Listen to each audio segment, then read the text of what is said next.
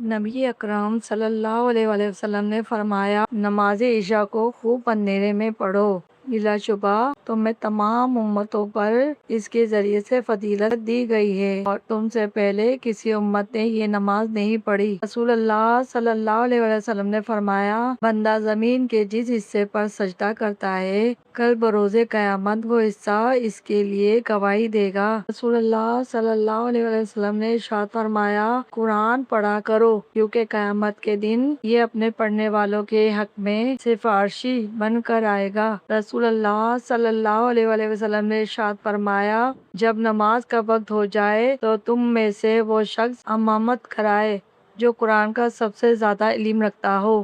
رسول اللہ صلی اللہ علیہ وسلم نے ارشاد فرمایا، میری امت کے سب لوگ بخشے جائیں گے سوائے ان کے جو گناہوں کو ظاہر کرتے ہیں۔ رسول اللہ صلی اللہ علیہ وسلم نے ارشاد فرمایا، جو مسلمان قرض لیتا ہے اور اللہ اس کے بارے میں یہ علم ہوتا ہے کہ وہ اسے ادا کرنے کا ارادہ رکھتا ہے تو اللہ تعالیٰ اس کا قرض دنیا ہی میں اتار دیتا ہے۔ رسول اللہ صلی اللہ علیہ وآلہ وسلم نے ارشاد فرمایا، چار چیزیں ایسی ہیں کہ اگر وہ ذات میں موجود ہو تو ساری دنیا بھی تجھے نہ ملے تب بھی تجھے کوئی نقصان نہیں ہے۔ اور اس کے حلال سچ بولنا، حسن اخلاق، امانت کی حفاظت۔